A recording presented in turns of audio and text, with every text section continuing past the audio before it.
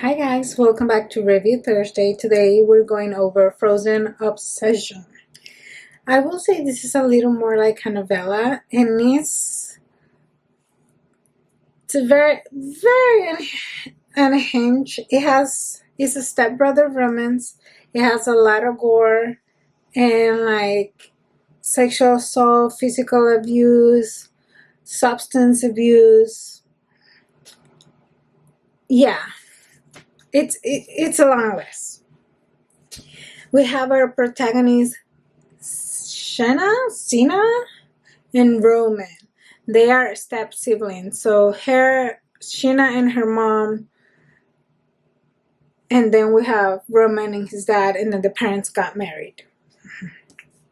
We start with the prologue, which is 10 years earlier in Christmas Eve. So this is supposed to be like a Christmas themed novella, but not really. I glance at Sheena, catching a glimpse of her braid, the same braid I have wrapped around my hand when I fucked her mouth just hours ago.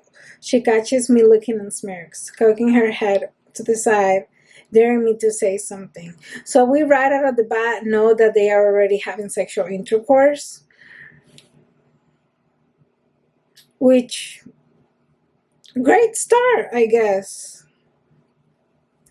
And they're being sent out to the shed to look for Christmas decoration. And she starts running into the woods, which, if you don't have a running woods scene of the main female character being caught by the main male character, it's too many words. I get convoluted. Is it really a dark romance? Oh, little sis, I call after her, my voice low and playful. Do you want your big brother to hunt you?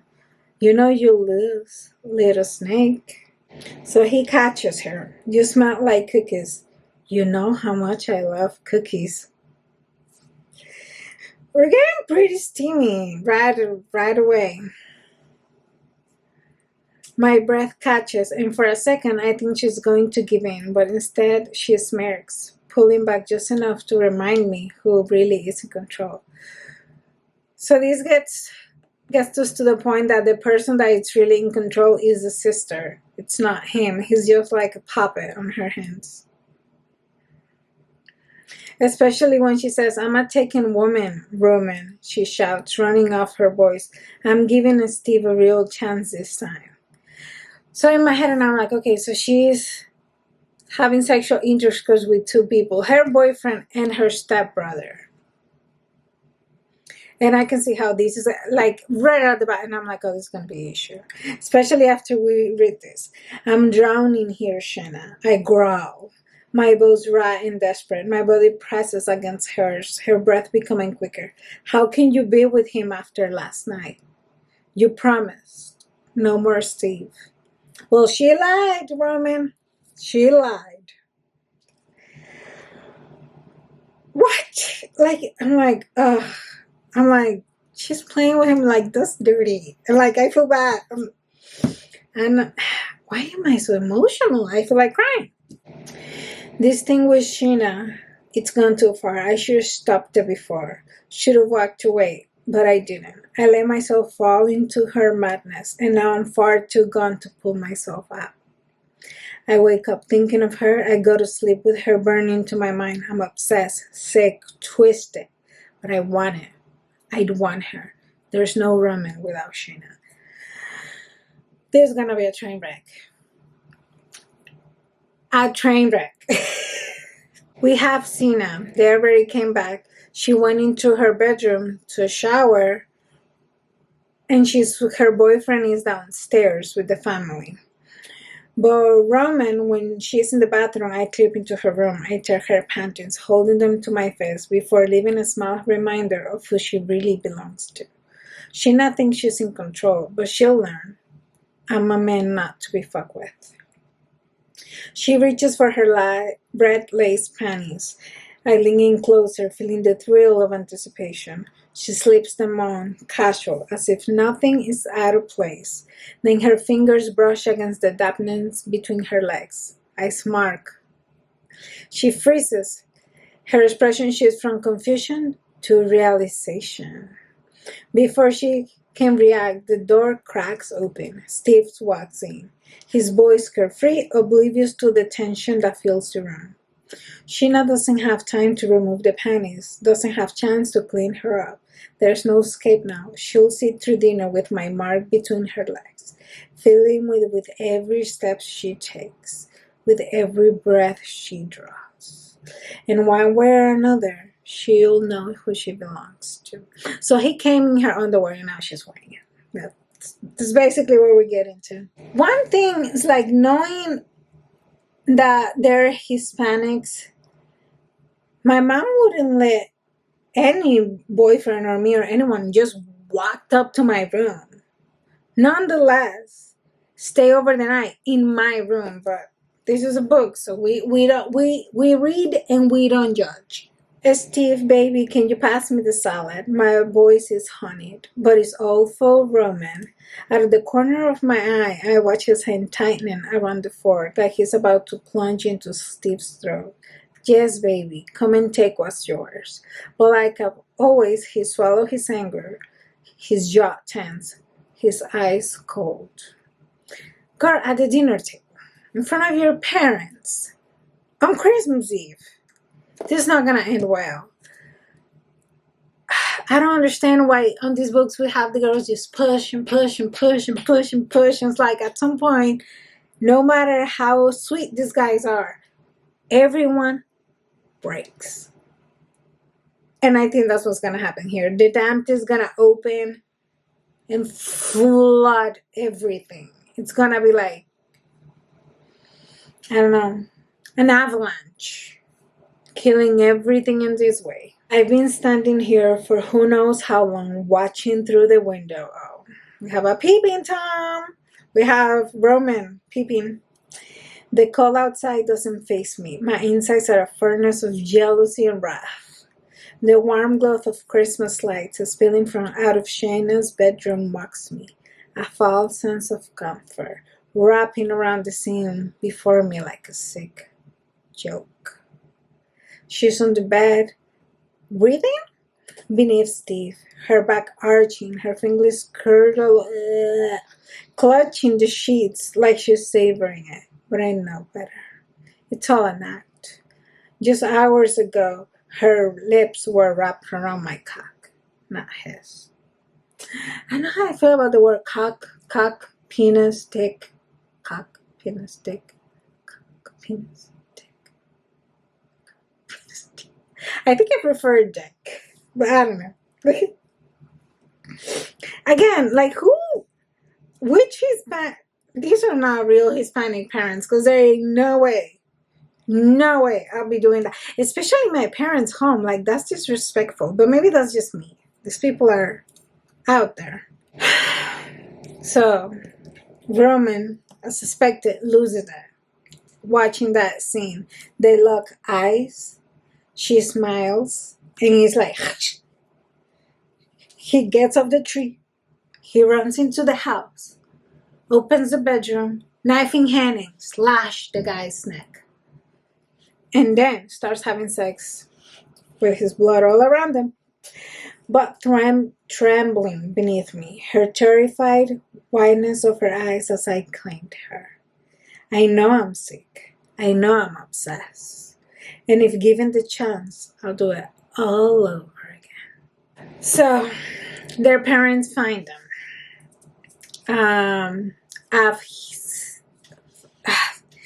The parents walked into him having sex with her, or in this case, the way it's been described as him raping her, while the boyfriend is bleeding out, dead on the floor.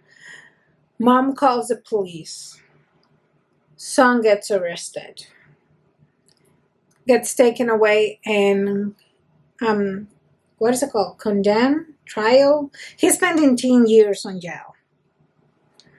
And the dad, unfortunately, not even 2 weeks after, committed suicide because he couldn't handle the shame of being in the city and like all this happening. And Roman is trying to send letters from the jail to get in contact with them. But nobody's replying to the letter. And she hates him because in her mind, he is to blame. He wrecked their whole lives. But in my head, and I'm like, you got a lot to blame for it too. Because she knew she was tainting him. She wanted him to break. She just didn't expect for him to break to the point of committing murder. You made your bed. Now you gotta sleep in it. Heavy thoughts of footsteps filled the room, and my stomach knots tighter with every step. Andy, my mom's useless boyfriend, and the man who destroyed whatever was left of me, draws closer. His greasy hair hangs limp, and his bloodshot eyes gleam with the twisted hunger I've come to dread. He shakes a pill bottle in his hand, the rattle a sick reminder of the control he holds. A smoke grins appears across his face, making me crawl. You gonna be a good girl for me? He taunts, his voice thin with filth. Come sit on Santa's lap, Sheena. Earn your spot on the nice list. Whatever. I want to puke, but I don't. This is my life, and I accepted my fate. My lips curl in disgust, but I force myself to move. I know better. Mommy's off with one of Andy's friends right now, doing whatever she needs to keep this lich from turning his attention on me. But she doesn't know. It's too late. He's already claimed me, taken whatever fragile pieces were left on me, and crushed them. How did we spiral so bad? So, mom is a prostitute, and she has this boyfriend slash pimp that loans her out to his friends, and then he is turning his attention on Sheena, and he's using oxycodone as a way to manipulate her, get her obsessed, addicted. That's the word I'm looking for. Addicted to it. And now she just does oxycodone and lets him have her way with her. I hate Roman for it, but deep down, maybe I hate myself more.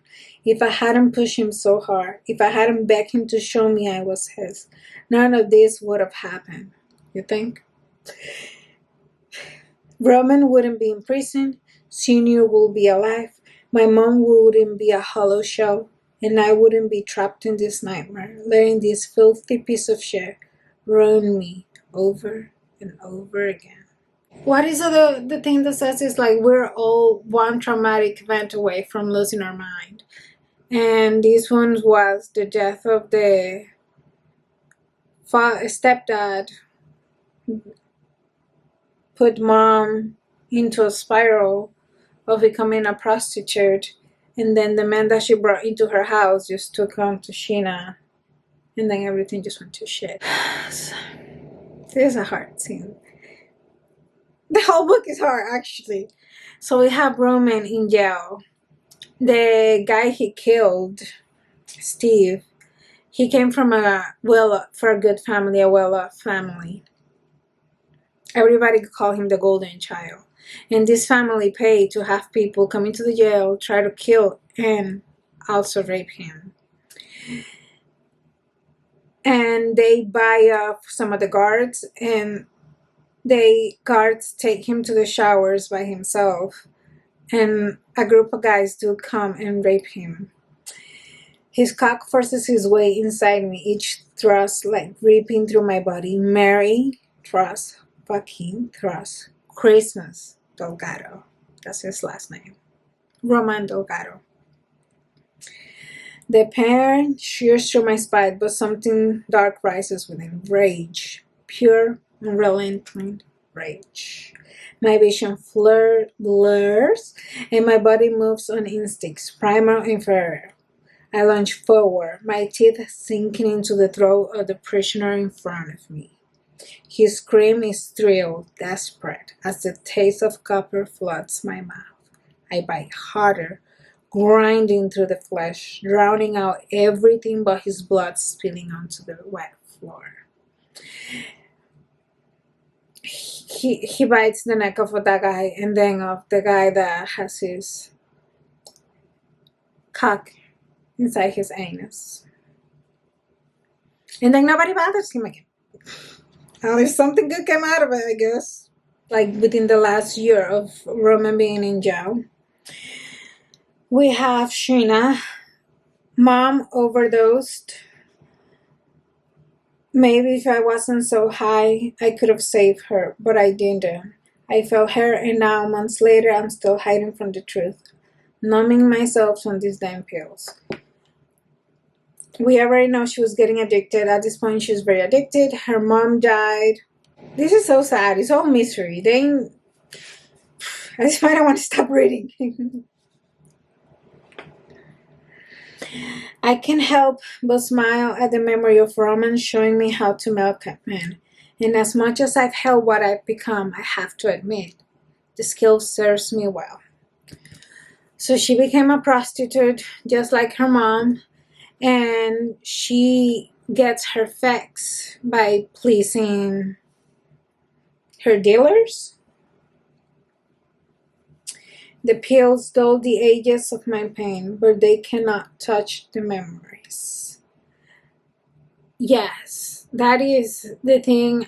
From what I've read or seen online, is that you use the pills to numb the pain, but at the end of the day, you will keep coming back, and the pain is gonna be there. So that just makes you keep pushing and trying higher and higher doses, because your body starts to build resistance to it. Sheena, baby, you better be ready, because this time I'm not coming for you.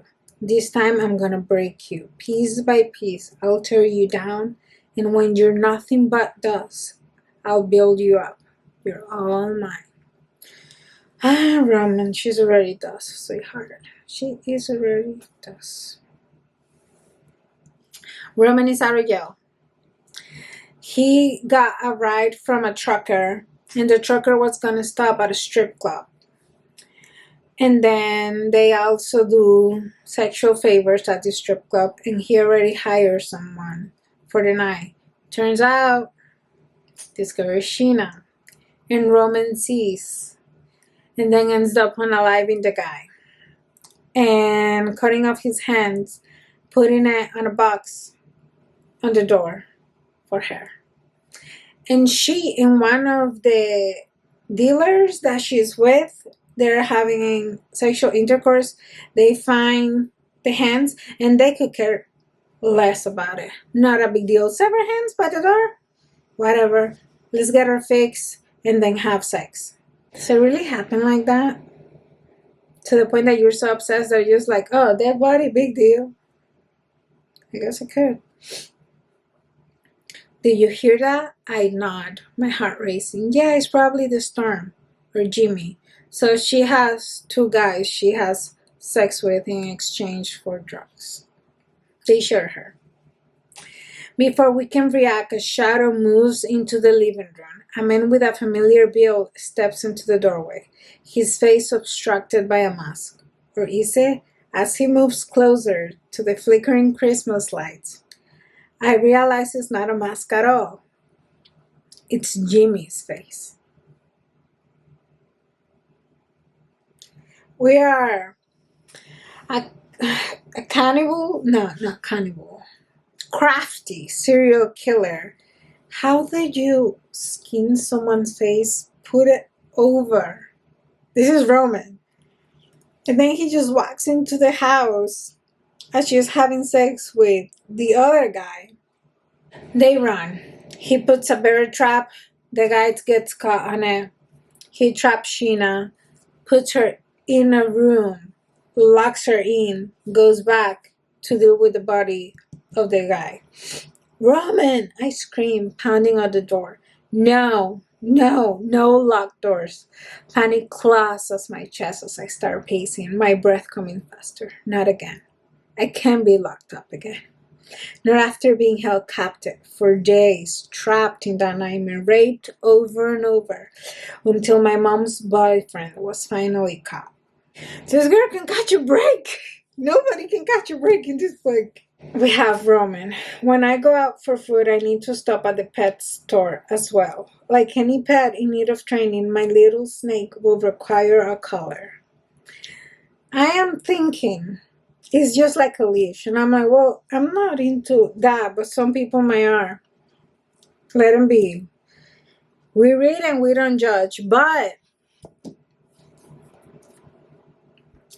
my hand goes to grab the box, turning it over to check the voltage on the collar is strong enough for her, but not strong enough to actually do any real damage. I want to zap her into submission, not kill her. That's something I'd rather do with my cock. Do people actually do this? A shock collar. I plan to get her sober one way or another, and withdrawals are gonna be cruel. This part worries me. I don't know if it's because I'm in the medical field and I know withdrawals can literally kill you if you go like just cold turkey, depending on how addicted you are. And in this case, she's been addicted for basically a decade. But this is a book. It's not real. I'll keep her busy. Let her body focus on my cock instead of her fix. I'll substitute the oxy with me. Can this happen? Can you substitute substances with sex? Well, we don't know, but obviously in this book, we know it's gonna happen. How much do you hate me, little sister? Shanna takes a step back. Stop calling me that. I am nothing to you, Roman Delgado. So my question here, is he obsessed with her because she's his little sister technically, and that is, and like the danger and forbiddingness, is that a word, of it caught his attention, and then she is just obsessed with him because he's handsome, he has a good dick. We'll see. Maybe, do they have a family fetish? I don't know. So they have a talk, and Sheena admits that she went too far and that their family falling apart was her fault, not his. But he says, me killing him, that was all on me, not you. His butt drops to a whisper, for you, I'll kill again and again and again. And he did. At this point, he killed 4 people for her. They have matching tattoos. His reads good boy and my good girl. It's kind of cheesy and weird. I imagine him say something else instead of good boy, but I don't know. You know I love you, right? He asked, his voice rough as he strokes himself slowly. I do. I whisper breathlessly and wanting. His grip on my braid tightens and a moan escapes me. Good, he says, with a devilish smirk curling his lip. Because I'm gonna fuck you like I hate you. This is the one phrase I like. From all we've read, the one phrase I can get behind. Will it be enough to redeem this whole book? I don't think so.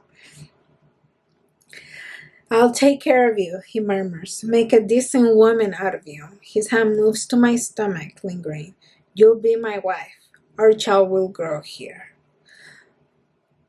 I don't know how I feel about the word making a decent woman out of you. And I'm not going to elaborate. But we know that he wants a full life with her. He wants the whole deal. Something isn't right. I feel it, but I push the thought aside. No one's gonna come here, I'm sure. We always have to see these in books in a way or another, and it's ridiculous to me. At least if I have like that bad of an omen in my heart, I am not leaving my house. But he left and left her alone in the house, as they should. And at this point, we're 18% into the book, so something's gotta go down. We have Sheena taking a bath. She falls asleep, and then suddenly she's just pushed under the water. She looks up, calming herself so she can like see who is doing this stuff, and she's like, "You!" I croak, barely getting the word out of me before a fist slams into my face, pain exploring behind my eyes, and everything goes dark. Who's after them? They call him a goon. So her boss at the strip club has this guy come check in of her. His name is Beck. And then he leaves because he sees Roman. We find out Beck is the brother of Steven. And she didn't even know her boyfriend had an older brother. But Steven obviously wants revenge, and he tries to kill both of them. And he even tries to get her addicted and overdose. He puts like a fist of pills into her mouth while he has her tied to the bed. And he rapes her again, and her body gives in because she's had sex with him multiple times. He knows where to go, what to click, what she enjoys. And he insults her, talking about so many people dying just for a good kitten. And I'm like, well, you're fucking her too, so technically you're into it too. So like, what right do you have to judge when you're in the same boat? But obviously Roman gets there in time, kills the guy. He was smart enough to call 911 on the way there, so he doesn't go to jail for killing this guy because it's in a self-defense. And when they're at the hospital, we see that she's getting the house ready, and Sheena is carrying my child, which makes me think she is pregnant. He finally got what he wanted. But hold the thought. He's coming back from the hospital, getting everything ready for her. A dead bear pinned to the front door with an arrow. I stiff and frozen, its eyes glassy. Beneath it, it's crawling his dry blood. I know what you did. So now we have another person after them. Who? We don't know. So he brings her home. They have a happy life. This is a year later. And we have no mention of this kid again, which makes me think that maybe he was just like dreaming or saying that she will have their child, not that she was pregnant. My gaze drops to the crumpled note in my hand. The words scrawled in dark red ink stains the paper like dry blood. I know what you did. The faint scent of copper lingers, and I stifle a laugh. Someone thinks they can scare me, but they don't know me. I don't scare easily. So now Sheena got the exact same note. They both got a note, but they don't tell each other that they got a note. And they are talking, and they get an invitation to go to a scarefest, a rave on Halloween. And apparently, a lot of people have been disappearing at this rave. He doesn't know the rumors like I do. The whispers about the wicked raves, a playground for the lead, where the line between predator and prey blurs. And somehow we've been pulled into their twisted game. And you're going? You know they are getting people to get killed or like impossibly put into like rituals, and you want to go. These people are out of their mind. Why would you? In my head, if I know going to this place is dangerous, people are getting killed and disappearing without a trace, I wouldn't put myself in this situation. But they do. They talk about you're not gonna get cold feet now. Me? Back down from danger? Never. And this is the end of the book. So we end up at cliffhanger, which annoys me. I hate books that end up at cliffhanger. If I knew this book was gonna be a cliffhanger, I wouldn't have read it. But I did. So that's why you got this summary. So not my favorite. Will I read the sequel? Probably not. More power to her. She's a Dominican writer. I'm Dominican too, so you got my support there. She has more short novellas that are just as creepy. The spicy scenes are good if you are really into it, but I wouldn't read it again. If I knew what I was gonna get myself into, I wouldn't have read this book. Not because it's too dark, but because it ends up at cliffhanger. It was mostly drama with no, I don't want to say context, but like with no real depthness to the story. It was a train wreck, but it had great reviews. It was very recommended within my book club on Facebook. Some people liked it. It's just not my cup of tea. And if it's yours, well, enjoy it. It is on Kindle Unlimited. Thank you for spending time with me. Let me know what you think if you read this book. Happy holidays.